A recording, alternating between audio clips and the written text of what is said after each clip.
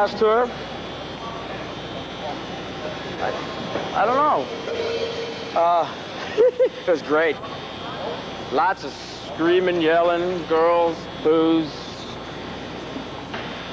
You're not gonna play this for my wife, are you?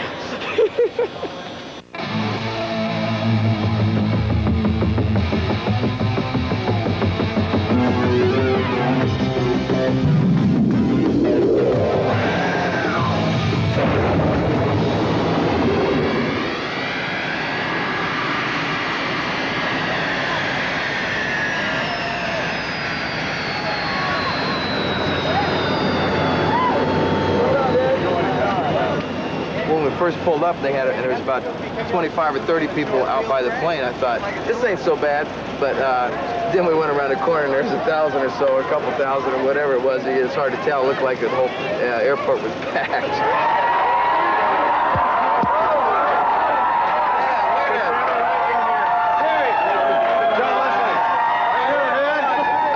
Joined the Beatles instead of Van Halen for a second. I thought, no, he didn't know he had that many friends, really. I turned and I said, Ringo? They're the biggest heavy metal band in the world, without a doubt. No one can top them. The new Van Halen is totally awesome. We're brand new. Yeah, we're a new band that took an old name and just used it. New Van Halen's great compared to the old Van Halen. Who needs Simon Dave? I think they're trying to prove that now that Dave's gone, that they can do just as good or better.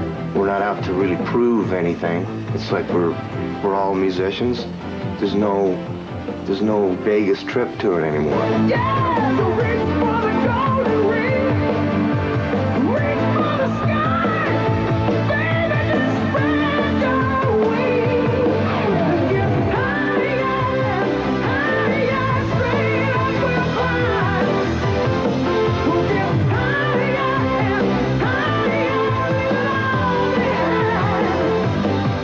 This is the most incredible band on this planet. Everyone's playing is incredible. On stage, we're able to play any song we want, anytime. We had the same influences in the past. You know, when we say let's jam or something, any guy in his band can start playing a song, and all of us know it. Some old Cream tune, like today we were jamming Politician. Well, or some old Zeppelin tune or something.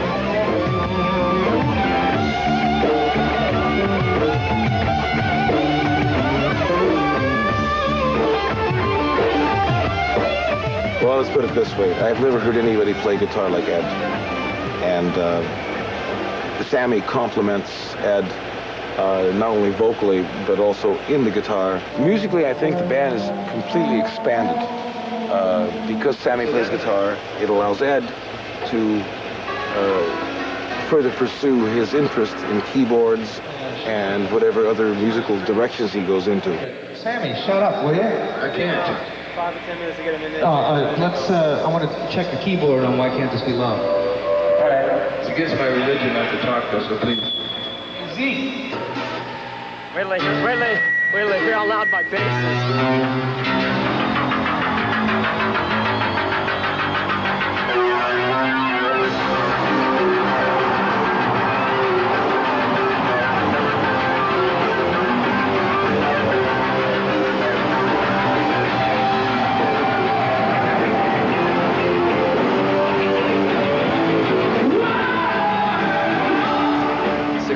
You know, it's like you can't even compare to anything. You just say, yes, that is success. If you want to just measure it against chart success, concert success. We love the album. Everybody in this band, I mean, is just so proud of this record. That's success, you know, so it's completely successful. The four of us are working so great on stage. That's successful. It's all successful. And you know, whatever you're measuring against or whatever your word for success is, your meaning of it. All right. So you win. Billy's gonna shut up. Success.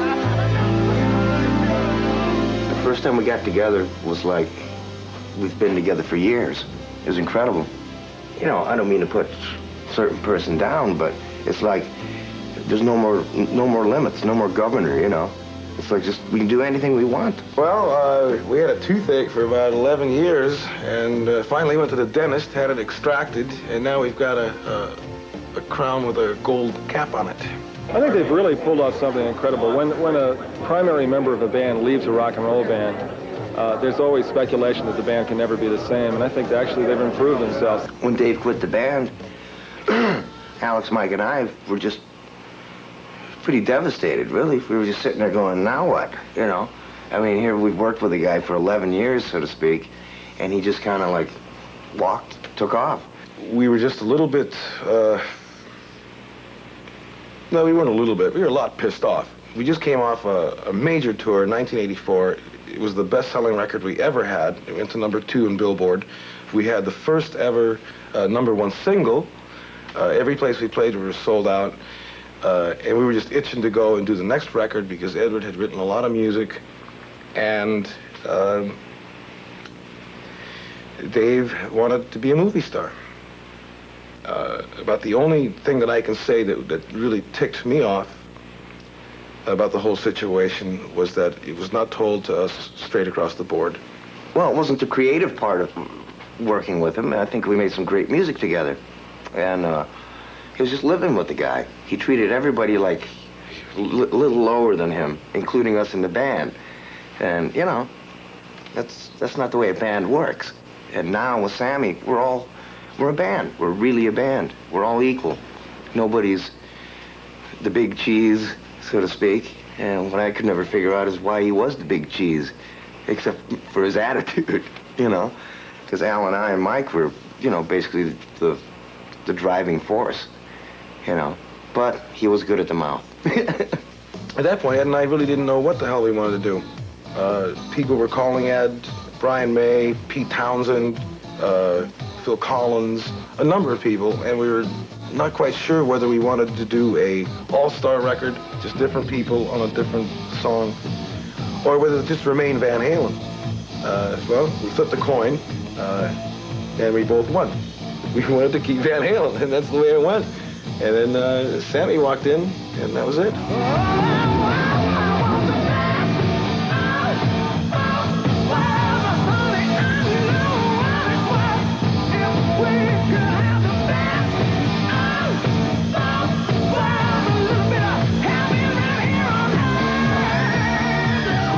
In '77, when we first signed to Warner Brothers, the idea of having Sammy as the vocalist for Van Halen was tossed around. Not by the band, but by the powers that be.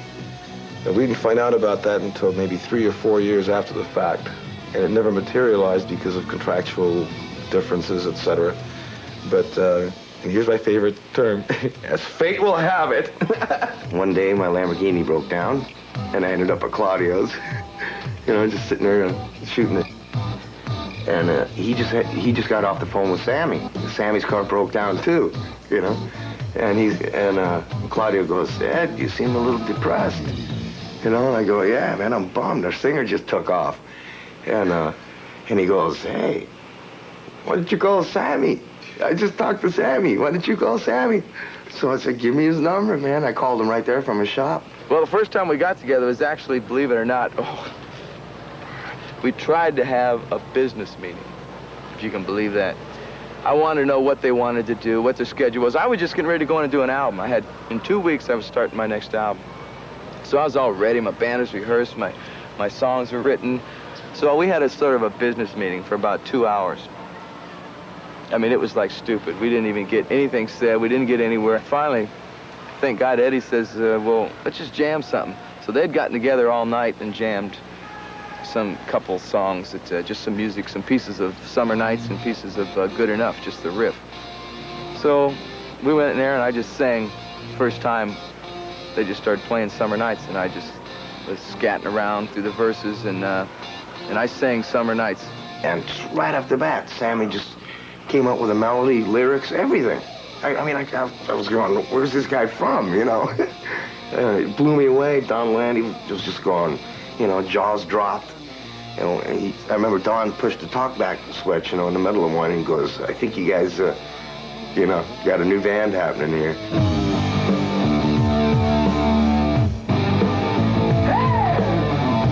The scariest I've ever been on stage, besides the first gig with Montrose, which was my first concert, you know, big concert, was the first Van Halen show. I had butterflies. I was a nervous wreck. I was pacing. I was sweating before I walked out from not warming up, just from tension. I was really, really nervous.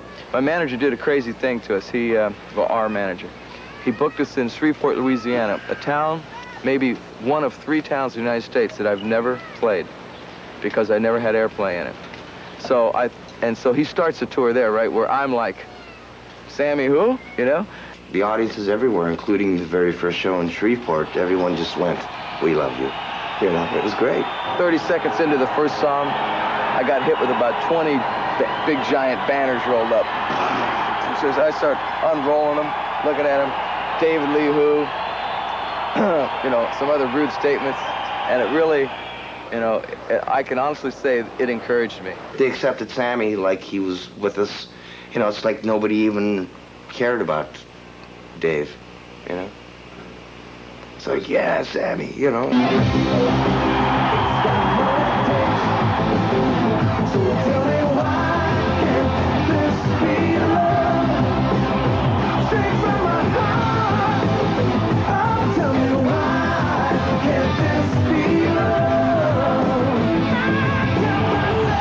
I didn't want to change the band when I came in. I just wanted to be the singer in it and you know, work my way in to the point where we didn't lose anything that they already had. And in this band, for instance, I don't ever present the start of a song to this band intentionally. I mean, I had 15 songs for my album that I was supposed to do, but I didn't present one of them to this band because I really think that the band should remain the musical spring, which is really Eddie.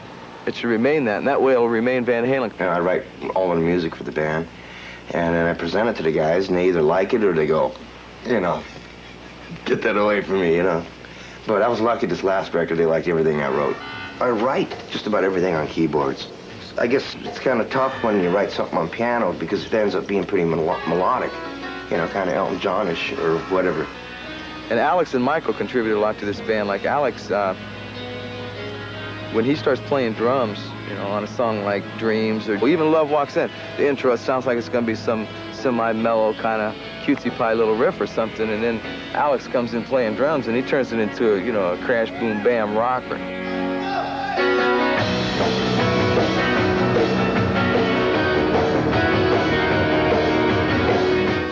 With Michael, the thing that he adds to the band a lot of people don't see is the real high background harmonies.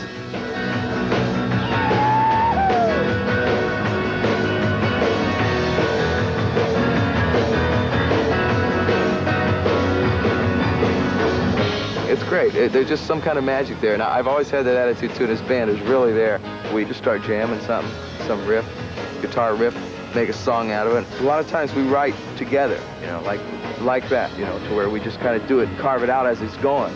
And then I'm always the one that gets stuck with having to write the lyrics. The new stuff, when I heard it first, I was like, this is different stuff, you know, because they talk about dreams a lot, and you're thinking, you know, people now like I'm a senior, you know, and, you know, we're thinking about the future a lot, and it's sort of like in tune to the kids nowadays that, you know, they have a lot of problems thinking about their future life and on. It's quality stuff. I just write a lyric that I feel from my heart, because I got to sing it. So many lies, say all the tears you cry.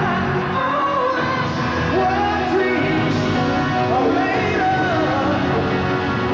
'Cause we belong in a world that must be strong. Oh, that's what my dreams were made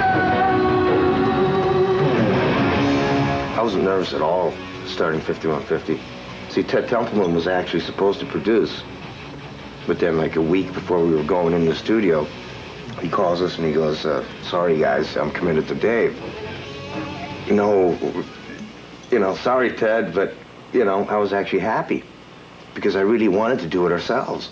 From the day I walked into the studio with these guys and we started making music, there were no doubts in any of our minds. And all these other people that we were keeping away from the studio, all the record company people and a lot of press people who come and interview us, but they couldn't really hear any music. You know, they all had their doubts. You could read it right in their eyes. Like, oh, I don't know, you know, it's a big move. You know, without Dave, you know, Van Halen might not be nothing, you know. And we were just smiling, you know, our confidence level was so high because, you know, we were writing this material that came out on this album. And we were hearing it every day. And we're going, whoa, this is great. You know, can you imagine when this stuff comes out, you know? And sure enough, it worked. Hello, baby! 5150 being our first album that we that we basically did completely by ourselves, and it going #1, of course, is an incredible feeling. You know, very satisfying. Feels better than anything I can imagine outside of sex.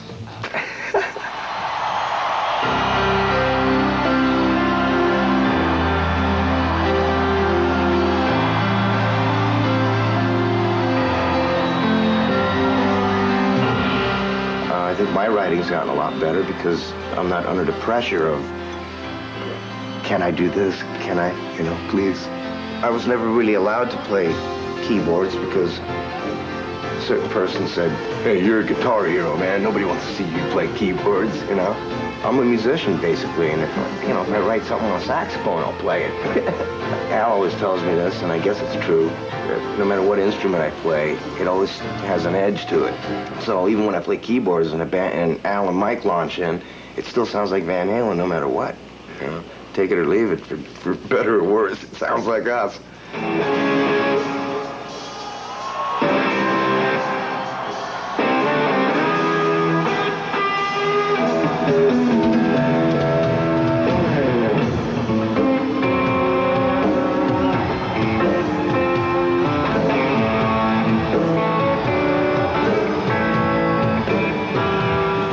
Actually, I started out playing drums, and I had a paper out to pay for, you know, it's like $125 Japanese drum kit, and while I was out delivering the papers to pay for the kit, Al was playing my drums. He says, okay, you're gonna play my drums, I'm gonna play your guitar. And at the time, he was taking Spanish guitar lessons, so I took his guitar. And he played a piece of music that I'd been practicing for hours on end, and he had it just like that. Yeah, it just seemed to come natural, you know, because I've been playing piano for years. So the fingers were limber, you know, or whatever. It was pretty easy.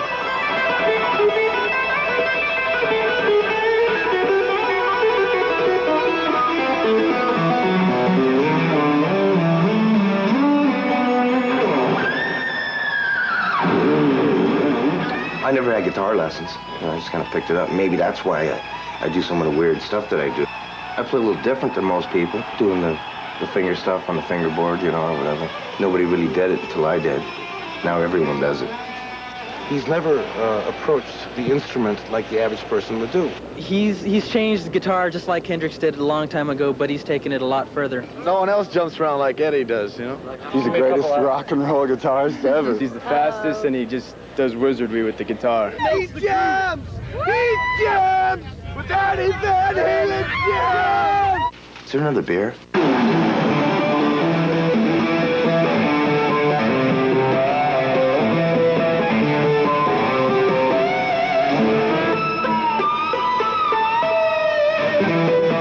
I think Edward's an alien, if you want to know the truth. Edward's an alien.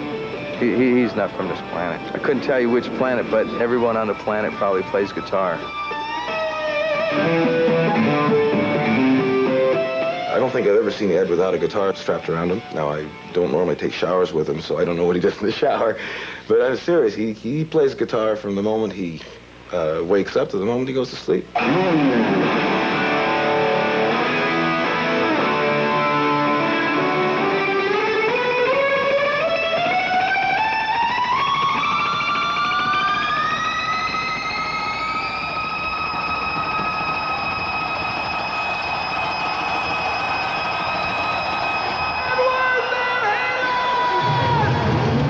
Whenever you do something by the book, it's like you can't do anything outside of the book. So how's anyone supposed to come up with anything new if they go by that old book? So I guess I'm kind of writing my own book, you know, or trying to anyway. Ed and I were in a very unique situation because we immigrated to America when we were about 8 years old. Neither one of us knew the language, so we ended up being really close friends, aside from the fact that we had a mutual interest, which was beating the out of each other. Thank God he started playing drums because he used to beat me.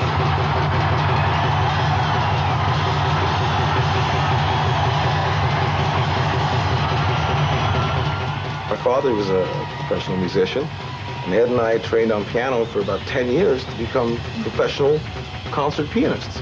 Then the Beatles came along.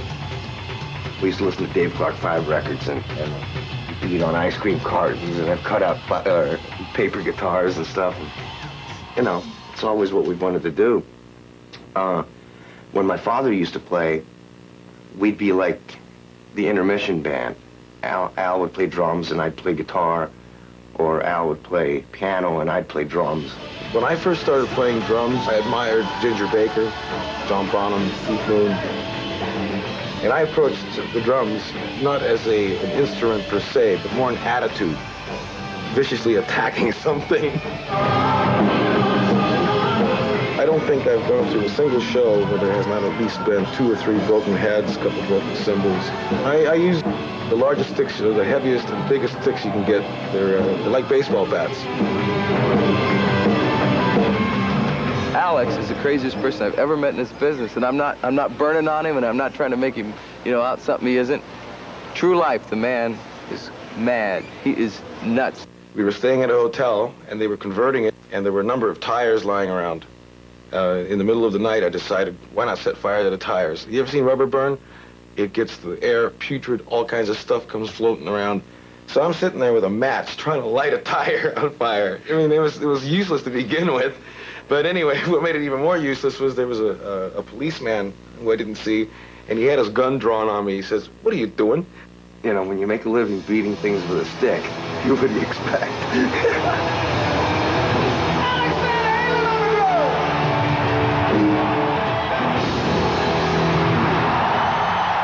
When Al starts falling asleep with the drums, I'm basically just holding the solid beat down. I got the. I keep it all together. I'm the steady part of the band here. Just I got to take another sip off my drink. When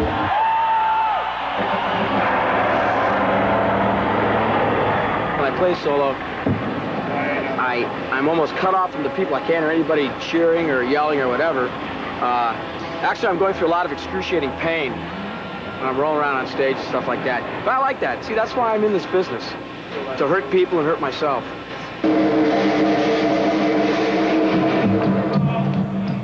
People from MTV wanted me to, give you a little behind the scenes, so to speak, of what happens on stage right, the bass side. I think the most fascinating part is the bass workbox. Okay, here we go. What the hell are all these things doing in here? Now, see? Now, there's one thing I got to tell you right here, real quick. A full box of picks, right? Wrong, see? I know the guy who works for me. Look at this, look at this, look at this. 2 layers, and look at that, look at that. Towels, Did you buy any picks today? Yeah, the full box, okay? Yeah, get out of here, all right.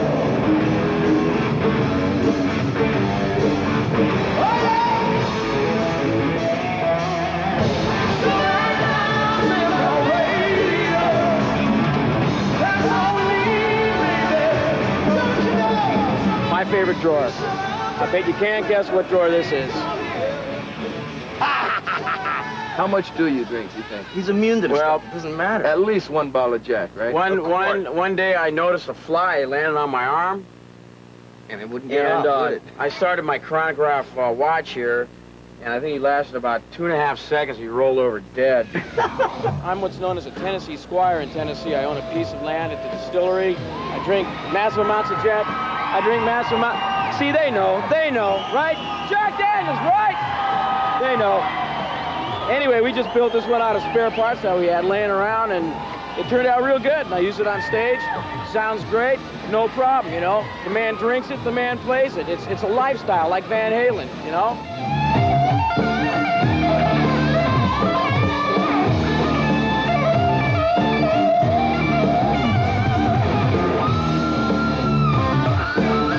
They called me the pint-sized whiskey-sipping bass player.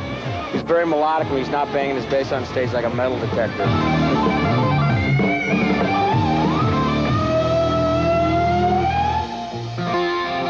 Here's where Sammy gets dressed. Here's where I get dressed. That's where Alex gets. Oh, Mikey. It's Mikey. This is where Al gets dressed. Basically, what we do before we go on in the tune-up room, we all 4 just get together and just total geek out, just to mentally prepare ourselves for what we're walking into. What more do you want? It is like one big goofy situation, you know. Every time we get around each other, it turns into totally Bocephus mode. Yeah, we hit Bocephus mode. Yo, Bocephus hat. Fun of a sitch. Oh, man, this is great. You got to try one of these on, man. It makes you have a completely different perspective on the way you look at life. Hank Williams Jr., his nickname is Bocephus. And the man really knows how to party down, right? And so we kind of just go into Bocephus mode before a show, you know? Bocephus rules and knows all! But I'm not talking wild, disgusting acts of human behavior. we do get wild. We get crazy. Let me do my elephant for you, okay? Ah, man. Okay, wait. Here's my horse, all right? Whoa, trigger. I thought you was Dale. Then I gotta put my headset mic on to make everything, so that I can be the crazy mofo that I am. I'm a grown man, you know, that my brain never developed past like maybe 15. Come on, Leonard. Come on back. Where's he running to? Where's he going? Come on back, Sir Ray. We're adults that never grew up. We're mature male adults.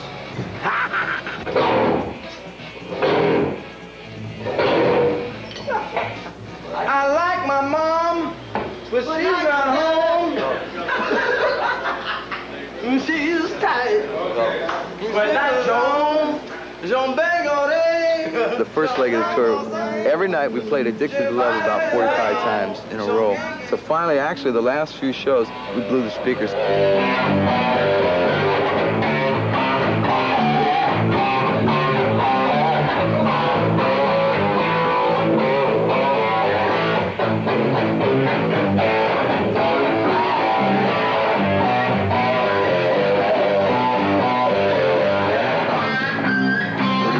Everybody's dancing and, you know, air guitaring and kicking around and stretching and rocking and throwing stuff. And next thing you know, somebody says, "Let's go!" And we go, "Yeah!" Gonna have to face it, you're addicted to love. Hey, for God, let's get silly out there tonight, man. Let's get completely silly. You mean just carry from here straight on out? You mean just do the same thing we've been doing? Okay, yeah. Except more so.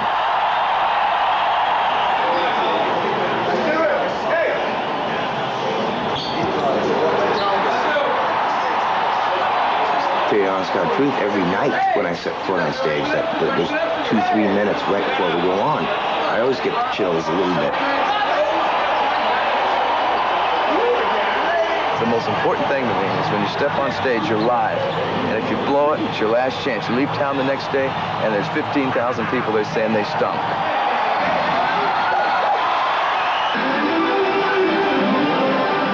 At the moment you see the audience and they're rooting and they're hollering and they're screaming and they're throwing beer cans all over the place and we're throwing them back, all of a sudden just your energy level increases 1,000-fold.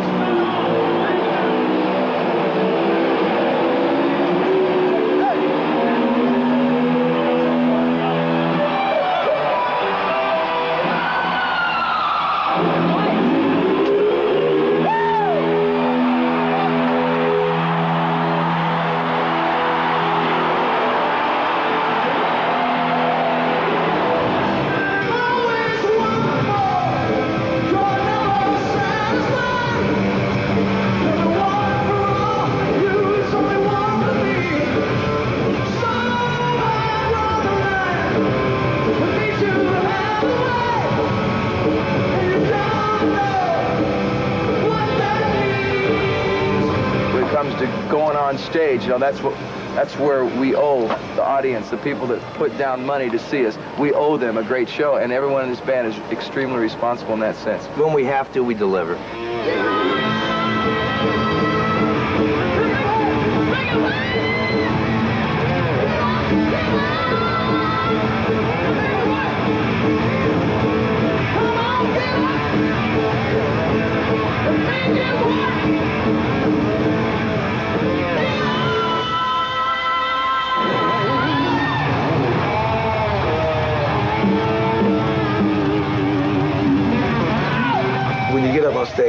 130-degree heat, and you really don't know what's going to happen. The unpredictability of it is shared by the four of us on stage. One night we got like 77 female undergarments. Yeah, Sammy Going on mentioned something stage like one we were night. going to have a yard sale the next day. We had the microphone stands all lined with them. We had anywhere they could be hung. We were all over the stage. What's the wildest thing you guys have seen at a Van Halen show? Oh, the match. The match. Yeah, and the chick on the guy's shoulder, you know, no underwear on. Oh, that's right. I swear to yeah. God, this chick got on her boyfriend's shoulders and lifted up her dress, wearing nothing, you know, winking at us. And I swear to God, we were playing good enough. You know, That's right. And I couldn't sing, man. I was just laughing, rolling. And the problem is that I took a look and I didn't recognize anything. It took me a couple minutes. And all of a sudden I went, oh, that's a weird looking guy.